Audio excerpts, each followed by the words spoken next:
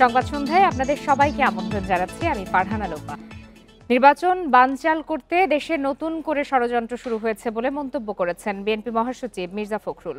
বলেন, ভোটাধিকার হরণ করার চক্রান্তে লিপ্ত হয়েছে একটি মহল।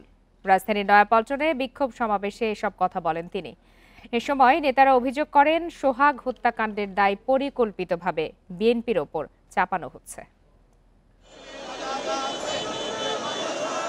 বিএনপির ভারপ্রাপ্ত চেয়ারম্যান তারেক রহমানের বিরুদ্ধে মিথ্যাচার ও অপপ্রচারের প্রতিবাদে বিক্ষোভ মিছিল ও সমাবেশ করেছে বিএনপি। নয়াপল্টনের দলীয় কার্যালয়ের সামনে আয়োজন করে ঢাকা মহানগর উত্তর ও দক্ষিণ বিএনপি। সমাবেশে বিএনপি নেতা মির্জা আব্বাস বলেন, ব্যবসায়ী সোহাগ হত্যাকে ভিন্ন খাতে প্রবাহের চেষ্টা করছে কয়েকটি রাজনৈতিক দল। জড়িতদের দ্রুত বিচারের দাবি জানান তিনি। এই ঘটনা যখন ঘটল, ঠিক একইভাবে একজন ক্যামেরাম্যান এই ঘটনার ছবি তুলেছে। কোন নড়াচড়া নাই, কোন কাপুরি নাই। খেয়াল করে দেখবেন, ভিডিওটি একেবারে মনে হয় তৈরি করা একটা ভিডিও। অর্থাৎ এই ঘটনাটি ঘটবে, ভিডিও করবে, যেই পেশির সামনে তুলে ধরবে, জাতির সামনে বিএনপিকে মাথা নত করতে বাধ্য করবে, এমন চিন্তাধারা করেছিল। এ সময় বিএনপি মহাসচিব বলেন, নির্বাচন বানচালের নতুন চক্রান্ত শুরু হয়েছে। 2026-এর ফেব্রুয়ারিতে নির্বাচন হতেই হবে, না হলে প্রতিরোধ গড়ে তোলা হবে বলে হুঁশিয়ারি দেন মির্জা ফখরুল। আমরা যারা কারো পরে ফাঁতা পাতা ফাঁদে পা না দেয়, তারা চেষ্টা করছে আমাদেরকে উত্তেজিত করে তাদের পাতা ফাঁদে পা দেওয়ার জন্য, যাতে আমরা উত্তেজিত হয়ে যাই। আমরা যেন উত্তেজিত না হই। আমরা শান্তিপূর্ণভাবে গণতন্ত্রের দিকে এগিয়ে যাচ্ছি। আমরা শান্তিপূর্ণভাবে গণতন্ত্র চাই। আমাদের লক্ষ্য এখন একটাই, যে বাংলাদেশে এই 26শে ফেব্রুয়ারিতে নির্বাচন হতে হবে। এর আগে আইন শৃঙ্খলা পরিস্থিতি অবনতি ও শিক্ষা প্রতিষ্ঠানে শিক্ষার পরিবেশ নষ্টের প্রতিবাদে বিক্ষোভ মিছিল করে ছাত্রদল। নয়াপল্টন থেকে শাহবাগে গিয়ে শেষ হয় মিছিলটি। বিক্ষোভ সমাবেশে ছাত্রদল নেতারা অভিযোগ করেন, নির্বাচন পেছাতে গুপ্ত সংগঠনের মাধ্যমে পরিকল্পিতভাবে নৈরাজ্য সৃষ্টি করা হচ্ছে। মব সন্ত্রাসীদের চিহ্নিত করে বিচারের দাবিও জানান তারা। Mahmuda Moumita, independent news, Dhaka. BNP এখন চাঁদাবাজ ও সন্ত্রাসের দলে পরিণত হয়েছে বলে মন্তব্য করেছেন এনসিপির আহ্বায়ক নাহিদ ইসলাম। বিএনপি ৭২-এর সংবিধান টিকিয়ে রাখার চেষ্টা করছে বলেও মন্তব্য করেছেন তিনি। দুপুরে পটুয়াখালীর পদযাত্রায় তিনি এসব মন্তব্য করেন। নাহিদ ইসলাম আরও বলেন, ষড়যন্ত্র করে গণজাগরণকে থামানো যাবে না। দুপুরে পটুয়াখালী সার্কিট হাউস প্রাঙ্গণ থেকে পদযাত্রা শুরু হয়ে শহরের বিভিন্ন গুরুত্বপূর্ণ সড়ক প্রদক্ষিণ করে এনসিপি নেতারা ঘুরে আসেন। এরপর সেখানে এক সমাবেশে বক্তব্য দেন নাহিদ ইসলাম সহ কেন্দ্রীয় নেতারা। পটুয়াখালীর পদযাত্রা কর্মসূচি শেষে বরগুনায় যান এনসিপি নেতারা।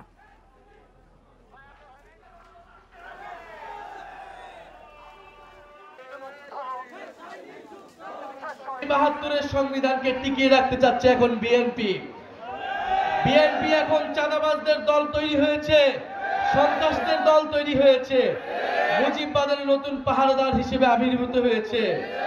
ফলে চাঁদাবাজ এবং মুজিববাদের নতুন পাহারাদার এসেছে। সেই পাহারাদারকেও আপনাদেরকে প্রতিহত করতে হবে, তাদের বিরুদ্ধে সংগ্রাম করতে হবে। এবার জুলাই অভ্যুত্থান নিয়ে প্রতিবেদন।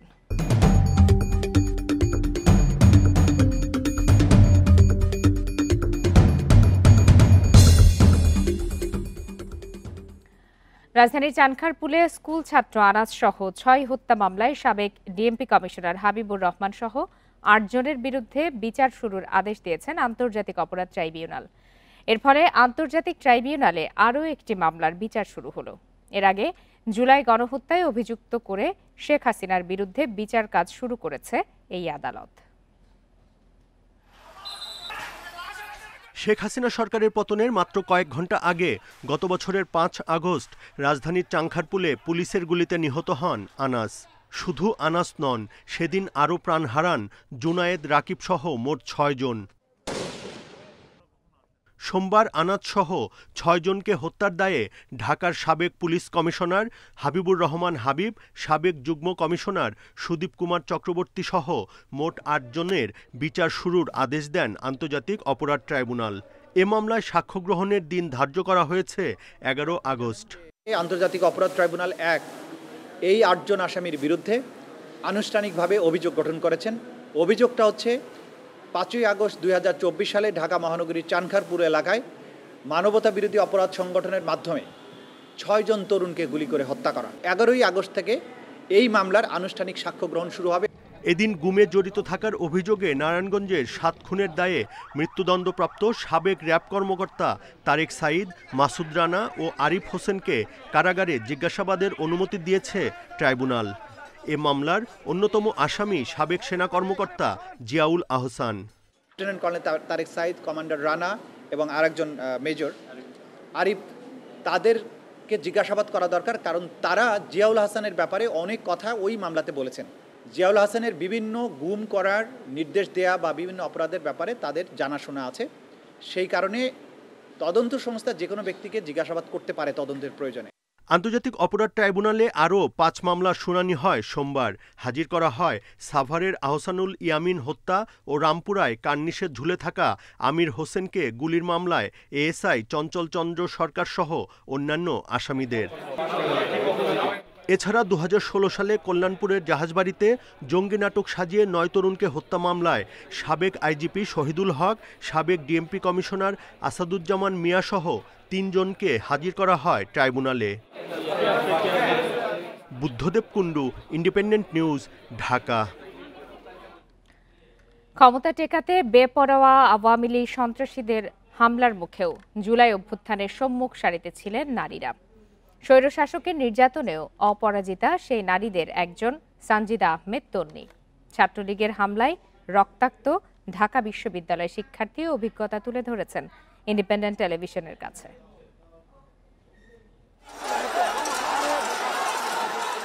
2024-এর 16 জুলাই কোটা সংস্কার আন্দোলন নিয়ে শেখ হাসিনার তাচ্ছিল্য আর মারমুখী অবস্থানে বিক্ষুব্ধ হয়ে ওঠে শিক্ষার্থীরা। মিছিলে স্লোগানে উত্তাল ঢাকা বিশ্ববিদ্যালয় ক্যাম্পাস। সেদিন ভিসি চত্বরে ছাত্রলীগের তাণ্ডবে রক্তাক্ত নারী শিক্ষার্থীদের ছবি ভাইরাল হয় সোশ্যাল মিডিয়ায়। নিপীড়ন চিত্রের কেন্দ্রে ছিলেন রক্তাক্ত তন্নি। কথা হচ্ছিল তার সঙ্গে, বলছিলেন সেদিনের দুর্বিষহ অভিজ্ঞতা। ছাত্রলীগের সবার চোখে মুখে যেই পরিমাণ হিংস্রতা ছিল, ওরা মানুষ হিসেবে আমাদেরকে দেখতেছিল না, মেয়ে হিসেবে তো দূরের কথা। কে ব্যথা পাচ্ছে, কার কি হচ্ছে, কার কি ক্ষতি হবে, কার কোথায় লাগবে বাড়ি, এটা ওরা হিসাব করতেছিল না। ছাত্রলীগের সন্ত্রাসীদের হামলায় চোখে গুরুতর আঘাত পান তন্নি। রক্তাক্ত শরীরে হাসপাতালে গিয়েও পুনরায় হামলার ভয়ে ঠিকমতো নিতে পারেননি চিকিৎসা।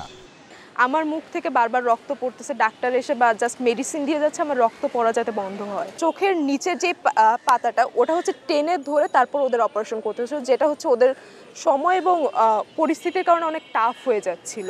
আমার ফ্রেন্ডরা এসে বলতেছে যে তাড়াতাড়ি কর, কারণ হচ্ছে এখানে আক্রমণ হবে। তন্নির মতো আরও অনেকেই জুলাই অভ্যুত্থানে হামলার মুখে পড়েন। জাহাঙ্গীরনগর, চট্টগ্রাম, খুলনা সহ দেশের বিভিন্ন ক্যাম্পাসে দমন পীড়নের শিকার হন নারী শিক্ষার্থীরা। শেখ হাসিনা পালালেও দুঃসহ সেই স্মৃতি এখনও তাড়িয়ে বেড়ায় তাদের। এখনও কিছু কিছু ক্ষেত্রে দেখা যায় যে বিভিন্ন ক্ষেত্রে আমার নাম তুলে আনার চেষ্টা করে। আমার হয়তো কথা বা আমার বক্তব্যকে তারা হচ্ছে ভিন্ন অ্যাঙ্গেলে বলার চেষ্টা করে। ছাত্রলীগের নেত্রীরা সাধারণ ছাত্রীদের উপর অত্যাচার করছিল, রীতিমতো তাদেরকে মারধর করছিল, তাদের উপর গরম পানি ছুঁড়ে মারে। পরের দিন কিন্তু ইডেন কলেজের মেয়েরাই একদমই গেট ভেঙে হাজার হাজার মেয়ে তারা কিন্তু 15 জুলাই রাজু ভাস্কর্যের সামনে উপস্থিত হয়েছিল। জুলাই অভ্যুত্থানের নারী যোদ্ধাদের আক্ষেপ, ফ্যাসিবাদের লড়াইয়ে অংশ নেয়াদের খোঁজ নেয়নি বিশ্ববিদ্যালয় কর্তৃপক্ষ, খবর রাখেনি রাষ্ট্র। জুলাই অভ্যুত্থানে ঢাকা বিশ্ববিদ্যালয় সহ দেশের বিভিন্ন বিশ্ববিদ্যালয়ের নারী শিক্ষার্থীরা ছিলেন সম্মুখ সারিতে। সে সময় আন্দোলনে গিয়ে গুরুতর আহত হন অনেক কর্মজীবী নারীরাও। সে সময়ের ভয়াল স্মৃতি আজও তারা করে বেড়ায় এসব যোদ্ধাদের। নতুন বাংলাদেশ হবে বৈষম্যহীন, আর সমাজে প্রতিষ্ঠিত হবে নারীর নিরাপত্তা, এমনটাই প্রত্যাশা জুলাই যোদ্ধাদের। Nahid Kamal, independent news, Dhaka. July গণ অভ্যুত্থানের শহীদদের স্মৃতি ধরে রাখতে 64 জেলায় জুলাই শহীদ স্মৃতিস্তম্ভ নির্মাণ হচ্ছে। দুপুরে গণভবনের সংবাদ সম্মেলনে এই ঘোষণা দেন সংস্কৃতি উপদেষ্টা মোস্তফা সরোয়ার ফারুকী। জুলাই শহীদদের আত্মত্যাগ নতুন প্রজন্মের কাছে তুলে ধরতেই এই উদ্যোগ। তিনি জানান 4 আগস্টের মধ্যে সব জেলায় স্মৃতিস্তম্ভ নির্মাণ শেষ হবে। স্মৃতিস্তম্ভগুলো হবে লেখা নির্ভর, কারণ জুলাই অভ্যুত্থান মূলত স্লোগান, কবিতা, বিবৃতি ও লেখার মাধ্যমে প্রাণ পেয়েছে। ফারুকী জানান ৫ আগস্ট গণভবনে আনুষ্ঠানিকভাবে জুলাই স্মৃতি জাদুঘর উদ্বোধন করা হবে। তবে সাধারণ দর্শনার্থীদের জন্য জাদুঘর পরে উন্মুক্ত করা হবে। এ সময় নারী ও শিশু বিষয়ক উপদেষ্টা শারমিন মুর্শিদ জানান, জুলাই অভ্যুত্থানের নারী যোদ্ধারা কেন অভ্যুত্থানের পর ঘরে বন্দী হয়ে গেলেন তা খতিয়ে দেখা দরকার।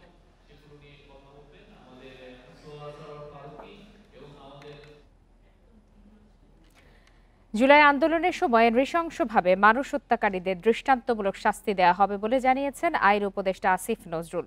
দুপুরে নারায়ণগঞ্জে শহীদদের নামে নির্মিত প্রথম জুলাই শহীদ স্মৃতিস্তম্ভ উদ্বোধনের সময় এসব কথা বলেন তিনি। শহরের হাজীগঞ্জ এলাকায় স্মৃতিস্তম্ভটি উদ্বোধন করেন অন্তর্বর্তী সরকারের ৫ উপদেষ্টা। এ সময় শহীদদের আত্মত্যাগের কথা স্মরণ করেন তারা। নারায়ণগঞ্জে শহীদদের নামে নির্মিত হলো দেশের প্রথম জুলাই শহীদ স্মৃতিস্তম্ভ। সোমবার দুপুরে নারায়ণগঞ্জের হাজীগঞ্জ এলাকায় স্মৃতিস্তম্ভটি উদ্বোধন করেন আইন উপদেষ্টা আসিফ নজরুল, পরিবেশ উপদেষ্টা সৈয়দা রিজওয়ানা হাসান সহ অন্তর্বর্তী সরকারের ৫ উপদেষ্টা। এ সময় আইন উপদেষ্টা ডক্টর আসিফ নজরুল বলেন, আন্দোলনের সময় শিক্ষার্থী ও সাধারণ মানুষকে বীভৎস কায়দায় হত্যা করা হয়েছে। এছাড়া জুলাই হত্যাকাণ্ডে যারা মামলা করছে তাদের সর্বোচ্চ নিরাপত্তা দেওয়ার আহ্বান জানান তিনি। যারা জুলাই হত্যাকাণ্ডের জন্য অভিযোগ করেছে, মামলা করেছে, তাদের বিরুদ্ধে অন্যান্য পক্ষ বিভিন্ন শত্রুতামূলক মামলা দিয়ে তাদেরকে বিভিন্নভাবে হেনস্থা করার চেষ্টা করছে। আপনারা তাদেরকে সর্বোচ্চ প্রোটেকশন দিবেন এটা আশা করি। গণঅভ্যুত্থানের শহীদদের স্মরণ করে পরিবেশ উপদেষ্টা সৈয়দা রিজওয়ানা হাসান বলেন, নারায়ণগঞ্জে ৫৬ জন শহীদ হয়েছে। তাদের আত্মত্যাগের মধ্য দিয়েই জনগণ পেয়েছে স্বৈরাচার মুক্ত বৈষম্য বিরোধী দেশ। ওদেরকে মনে রাখার শ্রেষ্ঠ উপায় হচ্ছে ওদের পরিবাররা যে যন্ত্রণাটা বয়ে নিয়ে বেড়াচ্ছেন সেই যন্ত্রণাটা লাঘব করে দেয়া। কেমন করে আমরা লাঘব করব? আমরা লাঘব করব হচ্ছে দলীয় স্বার্থ, ব্যক্তি স্বার্থের ঊর্ধ্বে দাঁড়িয়ে। এদিকে কুমিল্লা, খাগড়াছড়ি ও চাঁদপুরেও জুলাই স্মৃতিস্তম্ভ নির্মাণ কাজের উদ্বোধন করা হয়। গণঅভ্যুত্থানের বর্ষপূর্তি উপলক্ষে শহীদদের স্মরণে সারা দেশে জুলাই স্মৃতিস্তম্ভ নির্মাণ করছে গৃহায়ন ও গণপূর্ত মন্ত্রণালয়। Independent news. জুলাই শেষ হতে আরও 2 সপ্তাহ বাকি। এখনও নারী আসনে নির্বাচন পদ্ধতি আর উচ্চকক্ষের গঠন নিয়ে রাজনৈতিক দলগুলো একমত হয়নি। বিএনপি 100 নারী আসনে সরাসরি ভোটের বিপক্ষে, যেখানে এনসিপি ও জামায়াত চায় সংখ্যানুপাতিক পদ্ধতি। উচ্চকক্ষে প্রতিনিধি নির্বাচনেও এমন দ্বিমত থেকে গেছে। যদিও এখনও ঐকমত্য কমিশনের আশা জুলাইয়ের মধ্যে জাতীয় সনদের কাজ শেষ করা যাবে। ফরেন সার্ভিস একাডেমিতে ঐক্যমত্য কমিশনের সঙ্গে চলমান সংস্কার আলোচনার 13তম দিনের বৈঠক শুরু হয় সোমবার সকালে। এদিন মূল আলোচনা চলে নারী আসনে নির্বাচন এবং দ্বিকক্ষ সংসদের উচ্চকক্ষের গঠন নিয়ে। এনসিপির দাবি কার্যকর উচ্চকক্ষ চায় না কেউ কেউ, এর মাধ্যমে আগের রাজনৈতিক ব্যবস্থাই বহাল রাখতে চায় তারা। নাই করে দেওয়ার একটা প্রবণতা আমরা খেয়াল করেছি। সে জায়গায় আমাদের স্পষ্ট প্রস্তাবনা হলো উচ্চকক্ষ অবশ্যই বাস্তবায়ন করতে হবে এবং একটি কার্যকর উচ্চকক্ষ বাস্তবায়নের জন্য উচ্চকক্ষে পিআর পদ্ধতিতে প্রতিনিধিত্ব ঠিক করার বিধান অবশ্যই আমাদেরকে একমত হতে হবে। এদিকে উচ্চকক্ষের প্রতিনিধির পাশাপাশি নারী আসনেও সংখ্যানুপাতিক পদ্ধতিতে নির্বাচন চায় জামায়াত ইসলামী। সংসদীয় আসনে একজন মহিলা নির্বাচন করা ডাইরেক্টলি এটা অলমোস্ট ইম্পসিবল। তো সেজন্য আমরা বলেছি এটাও পিআর সিস্টেমে হবে এবং 100 জন নারী ক্যান্ডিডেট হবে, টোটাল আসন সংখ্যা 400 হবে। সংসদে 50 থেকে 100 নারী আসনের প্রস্তাব বিএনপি, তবে এসব আসনে সরাসরি ভোট চায় না দলটি। সরাসরি নারী আসনে নির্বাচনের ক্ষেত্রে এবং আরও কনস্টিটিউয়েন্সিস ডিলিমিট করে আরও 100 কনস্টিটিউয়েন্সি যদি ডিলিমিট করা হয় তাহলে 300+400 করে এখানে বিভিন্ন পদ্ধতির যে নির্বাচন প্রক্রিয়ার প্রস্তাব সংস্কার কমিশনগুলোর পক্ষ থেকে দেয়া হয়েছে, সংবিধান সংস্কার কমিশন এবং নির্বাচনী ব্যবস্থা সংস্কার কমিশনের পক্ষ থেকে দেয়া হয়েছে। সেখানে কিছু কিছু প্রস্তাব আছে যেগুলো আসলে বাস্তবায়ন করা অত্যন্ত দুরূহ। সংস্কার আলোচনায় মতের ঐক্য অনৈক্য থাকলেও চলতি মাসের মধ্যেই জাতীয় সনদের বিষয়ে সবাই একমত হবে বলে আশাবাদী ঐক্যমত্য কমিশন। মোট প্রার্থীর মধ্যে ন্যূনতম 1/3 আসনে নারী প্রার্থিতা নিশ্চিত করার কথা, এটা নিয়ে আলোচনা হয়েছে। এর বাইরেও কিছু কিছু প্রস্তাব এসছে, ফলে আমরা এই জায়গায় একমত হতে পারিনি। আমরা সিদ্ধান্ত নিয়েছি কমিশন এটা পুনর্বিবেচনা করে আজকের আলোচনা, গত কয়েকদিনের আলোচনার পরিপ্রেক্ষিতে আগামীকাল এই আলোচনা অব্যাহত রাখবে। সোমবারের আলোচনায় ইসলামী আন্দোলন, সিপিবি, গণসংহতি আন্দোলন সহ ৩০টি রাজনৈতিক দল অংশ নেয়। আল আমিন হোসেন, ইন্ডিপেন্ডেন্ট নিউজ, ঢাকা। জুলাই নারী দিবস উপলক্ষে কেন্দ্রীয় শহীদ মিনারে চলছে গান, ড্রোন শো ও প্রদর্শনী। এ বিষয়ে আরো বিস্তারিত জানাতে সেখান থেকে আমাদের সঙ্গে যোগ দিয়েছেন সহকর্মী আনোয়ার সাদাত নূর। আনোয়ার সাদাত নূর, জুলাই নারী দিবস উপলক্ষে কেন্দ্রীয় শহীদ মিনারে যে আয়োজন চলছে, সার্বিকভাবে কেমন দেখছেন আয়োজন, আর সেই সাথে জানাবেন কারা কারা এখানে যোগ দিয়েছেন? খাঁচা ভেঙে উড়ে যান, কৌশলটা শিখে যায়, তখন তাকে খাঁচা বন্ধ করা যায়। জুলাইয়ের স্মৃতিকে পুনর্জাগরিত করতে একটি ব্যতিক্রমধর্মী সাংস্কৃতিক সন্ধ্যার আয়োজন করা হয়েছে এই কেন্দ্রীয় শহীদ মিনার প্রাঙ্গণে। এই সাংস্কৃতিক সন্ধ্যা বা এই আয়োজনের নাম দেওয়া হয়েছে জুলাই ওমেন্স ডে। এই যে সংস্কৃতি বিষয়ক মন্ত্রণালয়ের আয়োজনে এই প্রোগ্রামটি আয়োজিত হচ্ছে। সন্ধ্যা 6:30টার দিকে বাংলাদেশ চারুকলা এবং ঢাকা বিশ্ববিদ্যালয়ের সঙ্গীত বিভাগের শিক্ষার্থীদের সমবেত জাতীয় সঙ্গীত পরিবেশনের মধ্য দিয়ে আয়োজনের সূচনা করা হয়। এখন একটি তথ্যচিত্র প্রদর্শিত হচ্ছে জুলাইয়ের ওপরে, জুলাইয়ের যে নারীদের ভূমিকা, আন্দোলনগুলোতে তাদের যে অবদান এবং যে উপস্থিতি ছিল সেগুলোকে তুলে ধরে সেগুলোকে সামনে উঠিয়ে আনতেই এই আয়োজন করা হয়েছে বলে আয়োজকরা জানাচ্ছেন। এবং সেটারই একটি ভিডিও চিত্র, একটি তথ্যচিত্র প্রদর্শিত হচ্ছে শহীদ মিনারের প্রাঙ্গণে বড় স্ক্রিনের মাধ্যমে। প্রতিকূল আবহাওয়া উপেক্ষা করেও কিন্তু আমরা দেখতে পাচ্ছি যে এখানে প্রচুর মানুষের সমাগম হয়েছে। প্রত্যেকেই আসছে সেই জুলাইকে স্মরণ করতে, জুলাইয়ের যে দুঃসহ স্মৃতি সেগুলো আর একবার মনে করিয়ে দেওয়ার জন্য অনেকগুলো আয়োজন এখানে রাখা হয়েছে। যেমন এর মধ্যে জুলাইয়ে যারা সক্রিয়ভাবে ভূমিকা রেখেছিলেন, অংশগ্রহণ করেছিলেন, এমন 5 জনকে এখানে উপস্থিত রয়েছেন যারা তাদের সেই সময়ের যে অভিজ্ঞতা সেটি বর্ণনা করে শোনান। শহীদ পরিবারের 3 জনও এখানে উপস্থিত আছেন যারা তাদের আত্মত্যাগে, সন্তানের আত্মত্যাগের যে বলিদানের গল্প সেটি শোনাবেন। এছাড়া কিন্তু এখানে রাত 8টা থেকে গান এবং আবৃত্তি প্রতিযোগিতা, মানে আবৃত্তির যে আয়োজন সেটি হবে। জুলাই এর যে কবিতাগুলো তখন মানুষের মনে জায়গা করে নিয়েছিল, আন্দোলনকারীদের মধ্যে তীব্র একটা শক্তি সঞ্চার করেছিল, সেই কবিতাগুলোই কিন্তু বারবার করে বাজানো হচ্ছে। এবং সবচেয়ে যেটি কাঙ্ক্ষিত একটি আয়োজন বা সেগমেন্ট রাখা হয়েছে রাত 11টার দিকে, সেটি প্রদর্শিত হবে মিউজিক্যাল ড্রোন শো। এবং এখানে আয়োজকরা বলছেন রাত 12টা পর্যন্ত এই বিভিন্ন আয়োজনে এসব শো বা এসব আয়োজন প্রদর্শন করা হবে। এবং উদ্দেশ্য একটাই, যে জুলাইয়ের যে স্মৃতি, সেই স্মৃতি পুনর্জাগরণ করা এবং জুলাইয়ের 1 বছর পূর্তিতে আবারও নতুন করে সেগুলো তাদের মানুষের মধ্যে ছড়িয়ে দেওয়া। কেন্দ্রীয় শহীদ মিনার থেকে জানাচ্ছিলেন সহকর্মী আনোয়ার সাদাত নূর। শেখ হাসিনা পরিবারের নিয়ন্ত্রণে থাকা সূচনা ফাউন্ডেশন এবং সিআরআই এর নথি চেয়ে এনবিআরে চিঠি দিয়েছে দুদক। অনুদানের নামে বিভিন্ন প্রতিষ্ঠানে চাঁদাবাজির অভিযোগ তদন্ত করতে এই চিঠি।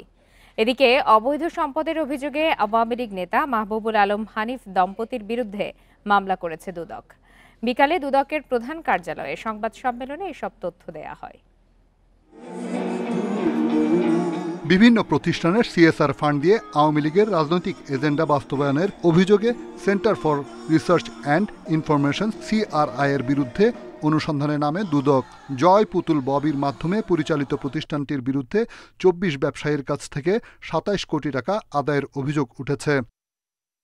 শুধু রাজনৈতিক উদ্দেশ্য নয়, এর পেছনে রয়েছে ব্যক্তির অবৈধ সম্পদ অর্জনের আলামতও। পুতুলের সূচনা ফাউন্ডেশনের নামে ব্যবসায়ীদের কাছ থেকে 450 কোটি টাকা চাঁদা এবং 950 কোটি টাকার বেশি সন্দেহজনক লেনদেনের তথ্য মিলেছে। তাই এই দুটি প্রতিষ্ঠানের কর ফাঁকির নথিসহ অন্যান্য কাগজ জব্দ করতে এনবিআরে চিঠি দিয়েছে দুদক। সূচনা ফাউন্ডেশন ও অন্যান্যদের বিরুদ্ধে নানাবিধ অনিয়ম দুর্নীতির মাধ্যমে বিভিন্ন ব্যাংকের সিএসআর তহবিলের অর্থ আত্মসাতের অভিযোগ সংক্রান্ত বিষয়ে অনুসন্ধান দলের দলনেতা চেয়ারম্যান জাতীয় রাজস্ব বোর্ড বরাবর লেখনপত্র চেয়ে অভিযাচনপত্র প্রেরণ করেছে। এদিকে ৩২ কোটি টাকার অবৈধ সম্পদ এবং ৯০০ কোটি টাকার সন্দেহজনক লেনদেনের অভিযোগে আওয়ামী লীগের যুগ্ম সাধারণ সম্পাদক মাহবুবুল আলম হানিফ ও তার স্ত্রীর বিরুদ্ধে মামলা করেছে দুদক। সন্দেহজনক লেনদেন করার অপরাধ অনুসন্ধানকালে প্রমাণিত হয়েছে, এই কারণে তাদের দুজনের বিরুদ্ধে আরও একটি মামলা রুজুর সিদ্ধান্ত গৃহীত হয়েছে। একই দিনে হাইকোর্টের আদেশে স্থগিত হওয়া টিউলিপ সিদ্দিকের ফ্ল্যাট জালিয়াতির মামলা আবার সচল করতে ব্যবস্থা নেওয়ার কথাও জানিয়েছে দুদকের মহাপরিচালক। রিশাদ হুদা, ইন্ডিপেন্ডেন্ট নিউজ, ঢাকা। শেষ করছি আজকের সংবাদ সন্ধ্যা। ধন্যবাদ সবাই।